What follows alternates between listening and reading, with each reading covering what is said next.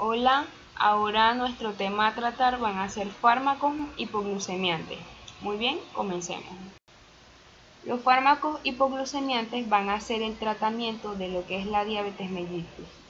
Debemos saber que este es un espectro de trastornos que son metabólicos y van a ser ocasionados por muchos mecanismos patógenos. Y esto va a ser como resultado de lo que es la hiperglucemia. Esto también viene acompañado de factores que son genéticos como también de factores ambientales que nos van a contribuir a lo que es la patogénesis de dicho trastorno. Esto allí lo que nos implica es que va a haber una insuficiente secreción de insulina, hay una reducción en lo que es la respuesta de insulina, ya sea tanto exógena como insulina endógena, y también hay un aumento de lo que es la producción de glucosa. Se pueden presentar lo que son anormalidades en el metabolismo de las grasas y proteínas, muy pendiente con esto que es muy importante, ¿ok? Ahora bien, los hipoglucemiantes van a hacer el tratamiento a todo esto. Entonces, estos se van a dividir de la siguiente manera, o sea, lo podemos clasificar de la siguiente manera.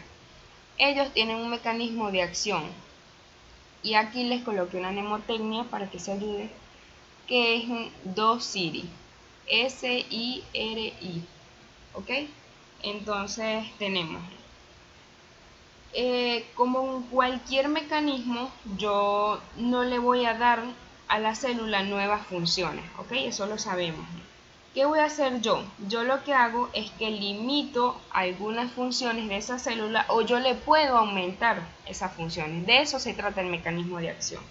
Entonces, si yo quiero tratar a un paciente que le está fallando la insulina, con diabetes, por ejemplo, tipo 1, que esta es donde hay resistencia a la insulina, ¿qué se hace? Ahí es donde vamos a usar esto. Esta mnemotecnia que les dejé por acá. Que tenemos en primer lugar la S, secretagogos. Dentro de los secretagogos debemos saber que gracias a ellos nos facilita que lo que son estas vesículas que van a ser estimuladas por lo que es la llegada de glucosa se liberen y nos liberen insulina, y de esta manera nos van a liberar insulina por aquí, y de esta manera vamos a tratar a los pacientes principalmente con diabetes tipo 2. En cuanto a lo que son las incretinas, estas lo que son es hormonas que tenemos en el cuerpo y que van a actuar también estimulando a lo que son estas células beta para que estas vesículas terminen liberando lo que es insulina. También tenemos el retraso de absorción de la glucosa, que esto como tal no va a ser a nivel de lo que es la célula, sino que esto va a ser ya sea a nivel renal o a nivel gastrointestinal. Y allí vamos a encontrar este grupo de fármacos, son estos. Entonces, ¿qué pasa allí? Que ellos lo que van a hacer es evitar que la glucosa entre al organismo y lo van a eliminar por vía gastrointestinal o ya sea por vía renal. Están los sensibilizadores, que esto lo que hacen es que si yo puedo evitar que la glucosa o también puedo manejar la salida de lo que es la insulina, como en el caso acá, yo también puedo hacer que la glucosa cumpla una mejor función. Haciendo como, o sea, yo voy a hacer que los tejidos que están relacionados con lo que es la insulina tengan una mejor respuesta, y de eso se van a tratar, o de eso se van a encargar este grupo de fármacos, los sensibilizadores. ¿Ok? En cuanto a la insulina, que la tenemos en último lugar, esta está dentro. ¿Y qué vamos a hacer? La insulina la vamos a encontrar por diversas curvas. En primer lugar están las de acción rápida, como ven acá, las de acción intermedia y las de acción prolongada. ¿Qué pasa allí? Que cada una va a tener un determinado tiempo de duración para simular el efecto fisiológico de lo que es la liberación de la misma. En cuanto a lo que es la farmacocinética, vamos a tener que la mayoría se pueden administrar por vía oral, excepto lo que es la insulina, que son estas que están acá, y los antagonistas del GLP-1, que son estos que están acá. ¿Okay? Entonces estas van a ser las únicas que voy a dar por vía parenteral, y de preferencia van a ser subcutáneas. En cuanto a su distribución, todos llegan muy bien a todos los tejidos. En cuanto a su metabolismo, algunos no se metabolizan. Un ejemplo de esto sería la metformina, que ya se elimina. Y en cuanto a su excreción, es por vía renal. Es por eso que debemos estar pendientes con aquellos pacientes que tienen falla renal. Entonces, porque ya sabemos que su excreción es por allí, pero hay que tener en cuenta que lo que es este grupo de fármacos, las tiazolidionas, estas no van a afectar a nivel renal, así que por ellas no hay que preocuparnos, pero sí hay que estar muy pendiente con los demás grupos, ¿ok? Entonces, ya tenemos aquí su clasificación, que es por medio de su mecanismo de acción. Están las insulinas de acción rápida, intermedia y prolongada. En la rápida, Aspar y Lispro son una de las más importantes. En cuanto a la intermedia está la NPH, que es una de las más importantes y utilizadas, y las prolongadas, que tenemos estas que están acá. En cuanto a las biguanidas, tenemos la metformina, que son del grupo de sensibilizadoras. La metformina es una de las más utilizadas e importantes de los hipoglucemiantes orales. ¿Okay? Están las tiazolidinedionas, que esta es una de las más utilizadas, la pioglitazona. Están los que retrasan la absorción de glucosa, inhibidores de lo que es el cotransportador 2 de sodio y glucosa. Aquí nos vamos a encontrar estas, y inhibidores de la glucosidasa, que está la ascarbosa. En las incretinas tenemos los agonistas del GLP-1. Una de las más usadas es la hexametida, y están los inhibidores de lo que es la dipeptidasa 4, y tenemos estos dos aquí. Están los secretagogos, una de las más importantes van a ser la sulfanilurea, y acá las tenemos. Y bueno, esto sería la clasificación en cuanto a los hipoglicemiantes, tanto que se administran por vía parenteral o ya sea por vía oral, y van a depender de su mecanismo de acción. Muy bien, ahora vamos a hablar de lo que es la insulina. La insulina tiene un objetivo muy parecido, o sea, la insulina exógena tiene un objetivo muy similar al de lo que es la insulina endógena. Y la insulina es muy esencial en lo que es el tratamiento de la diabetes mellitus tipo 1, ya que este es el único tratamiento que existe para lo mismo, pero también puede ser utilizado en la tipo 2, ya que, pero siempre y cuando se va a usar, siempre y cuando los antidiabéticos orales, o sea, que hayan combinaciones fuertes y no resultaron para el paciente, no dieron un buen resultado, fueron ineficaces, entonces allí sí se le va a administrar insulina al paciente. ¿Okay? Actualmente los medicamentos de insulina van a contener en su mayoría insulina humana, o sea, también es conocida como insulina recombinante, pero también van a existir preparados que tienen origen bovino. Y hablando de preparados, acá tenemos los preparados de insulina de acción rápida, que tienen una acción muy rápida. La actividad máxima es de 0 a 2 horas, y tienen una duración de 3 a 4 horas. La insulina de acción rápida, su acción es más corta que la insulina de acción corta tradicional, que es esta. En cuanto a la insulina de acción corta, su acción es muy rápida. Estas suelen ser muy solubles, y estos preparados son los que más se parecen a lo que es la insulina endógena, y puede administrarse por lo que es la vía intravenosa. Tiene una duración de hasta 3 a 7 horas.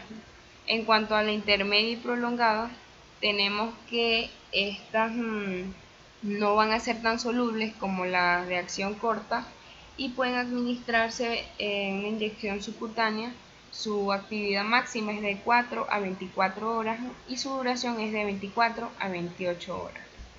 ¿Okay? En cuanto al mecanismo de acción de lo que son las insulinas, tenemos que los preparados de insulina como tal van a ser similar a la insulina endógena, entonces es como que a intercambiar roles. En cuanto a su vía de administración, lo tenemos aquí, va a ser por vía parenteral, puede ser ya sea por vía intravenosa, intramuscular o por vía subcutánea. Pero siempre debe ser por vía parenteral. ¿Y por qué esta debe ser así? Porque la insulina es un péptido y por lo tanto se metaboliza en lo que es el tubo digestivo. Las insulinas de acción corta, en casos de urgencia, se puede administrar por lo que es la vía intravenosa, pero lo normal es que sea por vía subcutánea, ¿ok? Mayoría. Tenemos sus efectos adversos, que son reacciones locales, reacciones también por sobredosis, hipoglucemia y resistencia inmunitaria. En cuanto a sus indicaciones, como ya les dije, en la diabetes tipo 1, diabetes tipo 2, siempre y cuando si el tratamiento máximo, ya sean los antidiabéticos orales, no le funcionaron al paciente, por ejemplo, una combinación de estos orales, no le funcionó, entonces allí sí es que se le va a administrar la insulina. O sea, si el tratamiento máximo no controla la glucemia. En la diabetes gestional, siempre y cuando si la dieta no controla la glucemia, se le administra insulina. Y en el tratamiento urgente de la hiperpotasemia, que se suele colocar con glucosa para de esta manera. ¿Qué pasa? Que vamos a reducir lo que es el potasio que se encuentra en el espacio extracelular mediante lo que es la distribución en lo que son las células.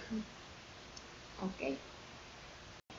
Vamos a ver lo que es el régimen terapéutico. Tenemos la insulina de acción corta. Esta va a ser utilizada 3 veces al día antes del desayuno, de comida, o sea, almuerzo, y de la cena. O también puede ser insulina de acción intermedia al acostarse. Este va a ser el primer régimen terapéutico. Tenemos la mezcla de insulina de acción corta con las de acción intermedia, que va a ser 2 veces al día antes de la comida.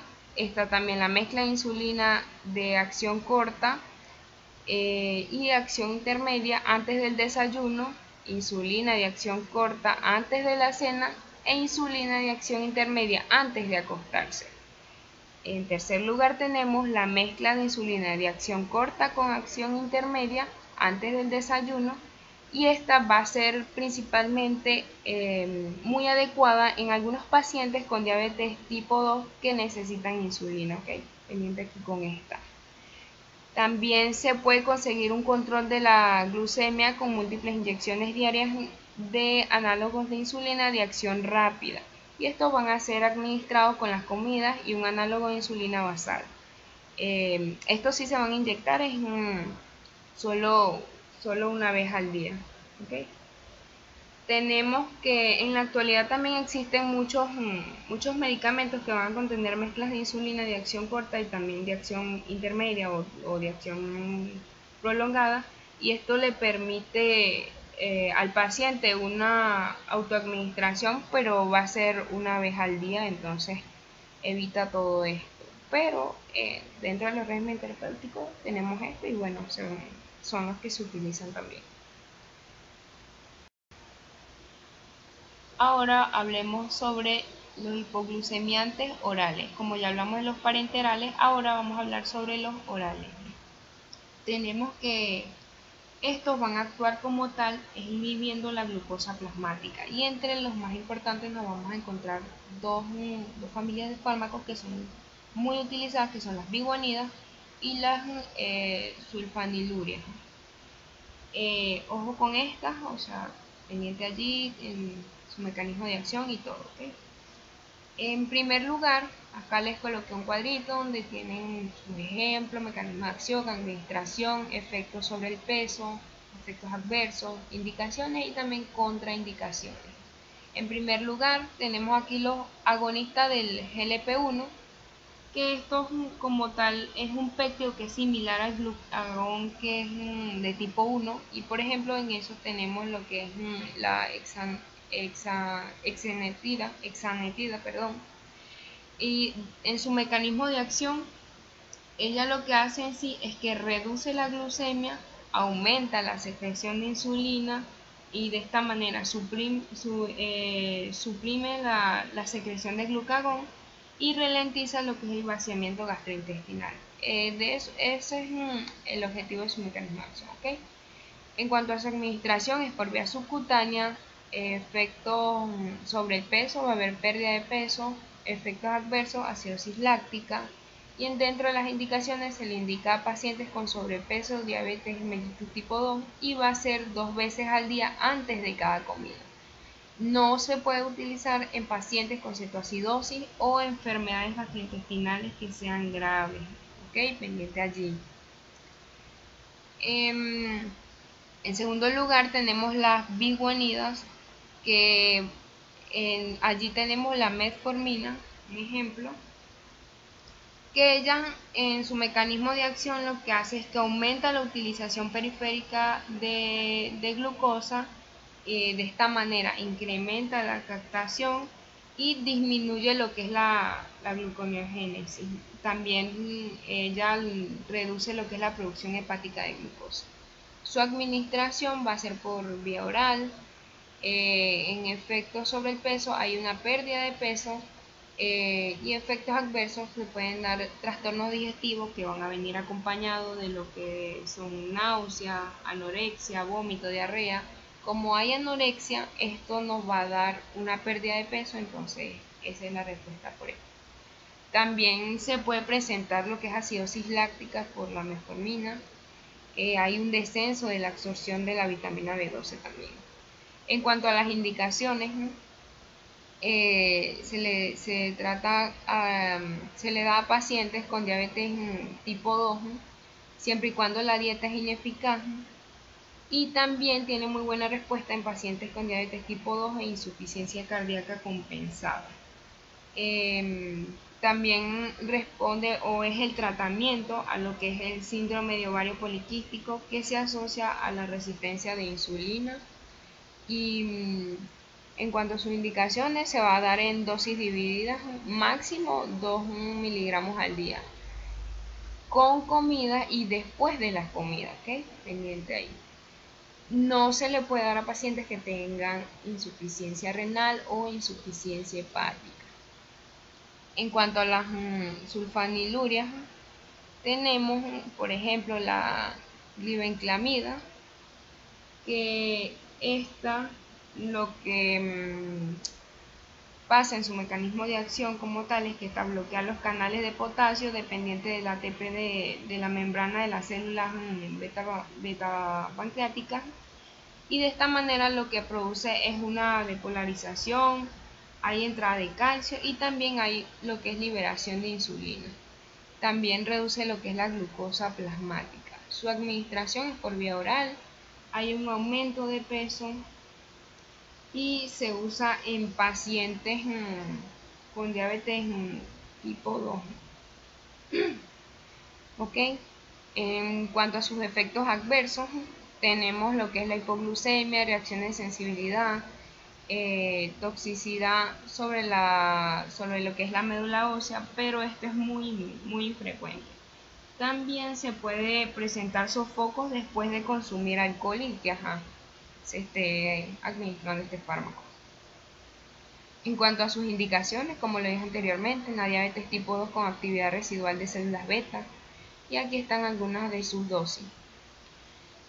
En cuanto a su contraindicación, no se le puede dar a embarazadas o mujeres que estén lactando, tampoco a pacientes que presenten una cetoacidosis. Ahora nos vamos con lo que son las tiazolidinadionas.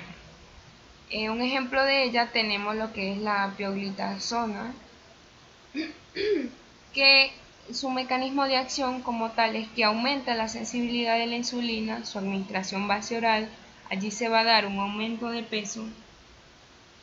¿Y qué pasa aquí?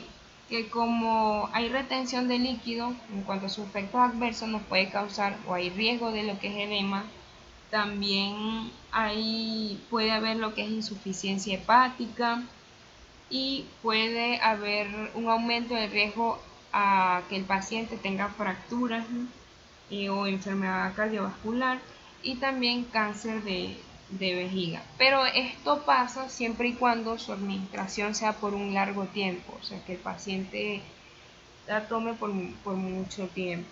En cuanto a sus indicaciones, en la diabetes tipo 2 mal controlada, con dieta, ya sea con dieta, con monoterapia o con terapias que se han combinado.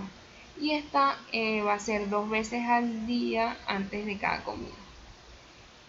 No se le puede dar a pacientes con insuficiencia hepática o insuficiencia cardíaca, embarazadas o madres que estén en periodo de lactancia. En cuanto a lo que son los inhibidores de lo que es la dipeptidasa 4, o también son conocidas como las gliptinas, allí vamos a encontrar lo que son la sitagliptina.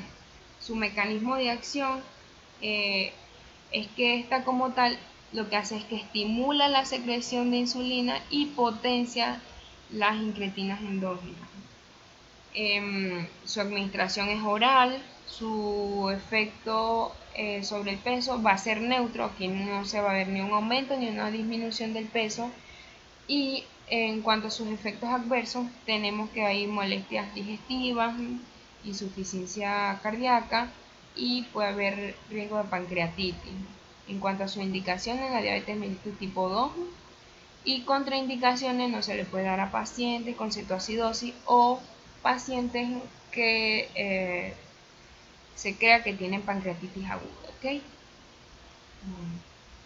También debemos saber que, o nos preguntaremos qué drogas nos pueden causar hipoglucemia, o sea, de las que les he hablado en cuanto a su clasificación, ya sean insulina o sean estos hipoglucemiantes orales.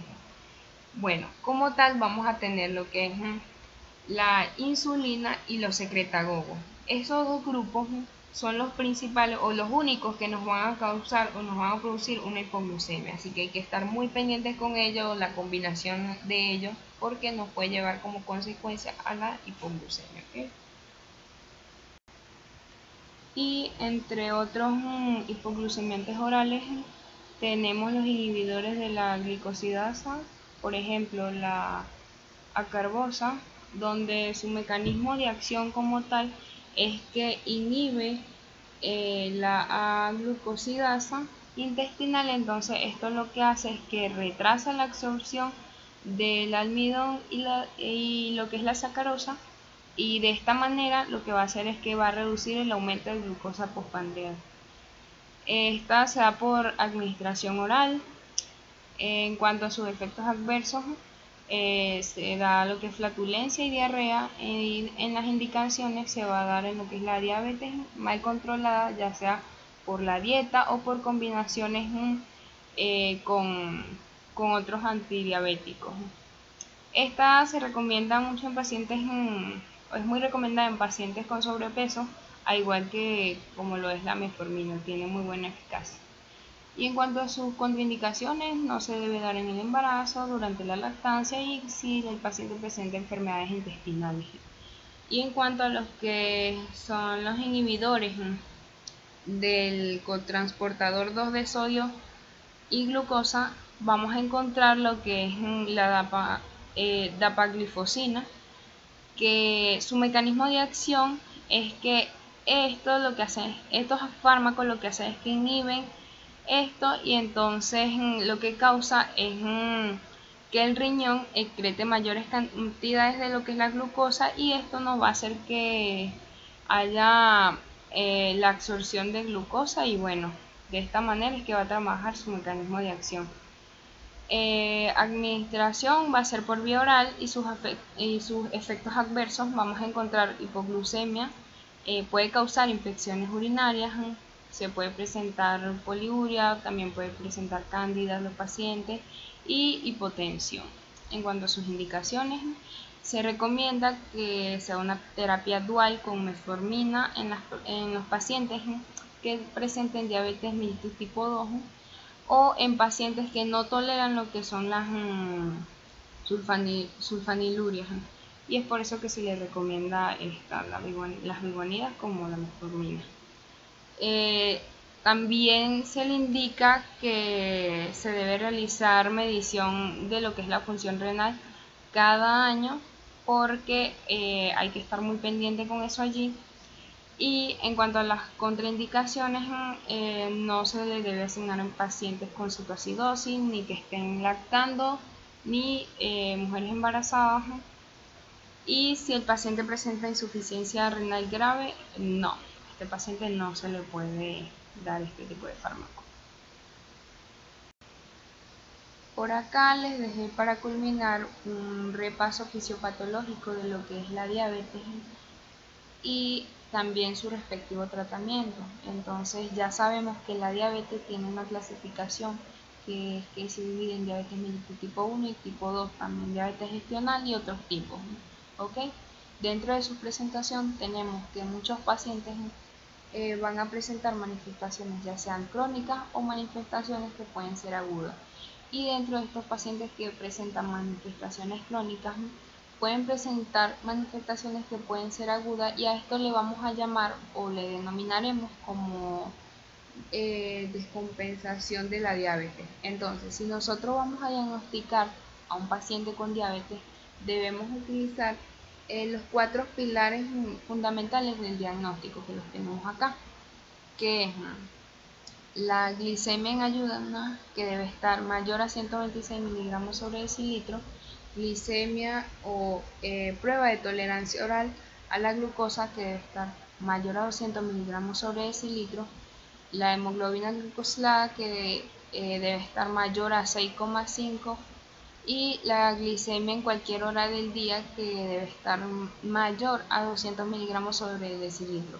Pero para el diagnóstico de esto también debe el paciente presentar alguna sintomatología, por ejemplo, la tríada de las 3P que anteriormente la hemos escuchado, que es polidipsia, polifagia y poliuria. Entonces, si yo tengo un paciente que me presenta todo esto, más esa sintomatología, este paciente tiene diabetes. ¿Qué vamos a hacer con ese paciente? Debemos empezar a tratarlo, pero muchas veces el paciente, por ejemplo, en la presentación crónica, el paciente puede presentarnos sintomatología, como también puede que este paciente sea asintomático totalmente. Entonces, se le hace este diagnóstico y muchas veces este paciente no presenta síntomas, pero se le hace este diagnóstico y sale la glicemia en ayunas alterada. Entonces puede que este paciente haya tenido mucho tiempo, digamos, por ejemplo, 10 años con esa diabetes y ya iba a haber mucha glucotoxicidad, porque sí, la diabetes es muy tóxica. Entonces este paciente ya va, o sea, a estar muy avanzado. Entonces, como les digo, muchas veces puede presentar tanto esas manifestaciones ya sean microvasculares o macrovasculares, como también este paciente puede ser asintomático. Dentro de las manifestaciones microvasculares tenemos lo que es la retinopatía, que esta va a ser la causa número 1 de las cegueras en adultos mayores. También tenemos nefropatía, que es cuando ya los riñones o empiezan a tener insuficiencia renal los pacientes con diabetes. Tenemos neuropatía, que allí vamos a encontrar lo que es la polineuropatía, que esta lo que hace es que el paciente va a tener problemas sobre todo en lo que es los miembros inferiores.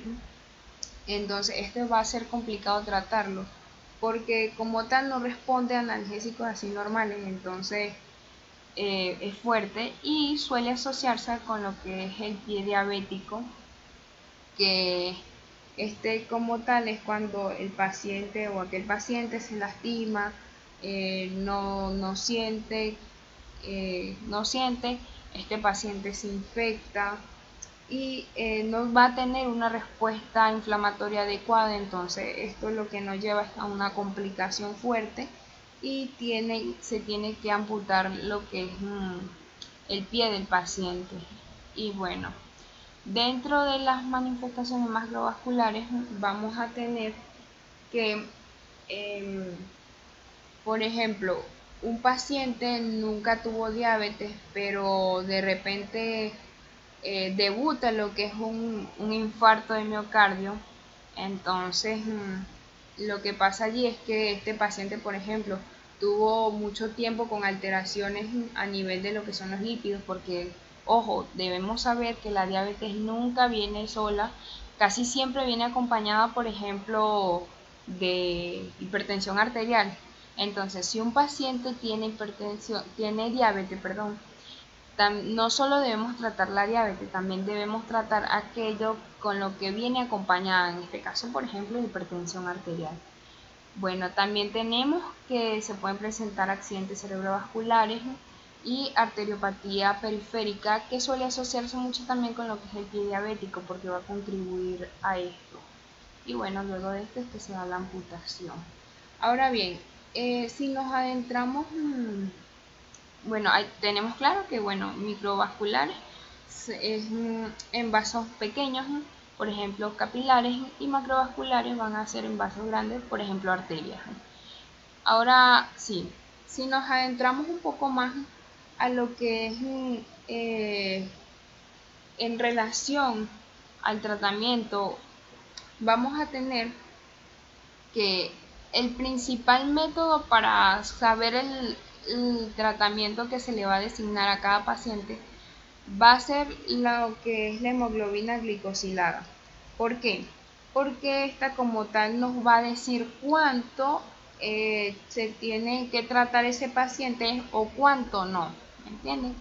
Entonces esto va a tener una serie como digamos de reglas, se las coloqué por acá.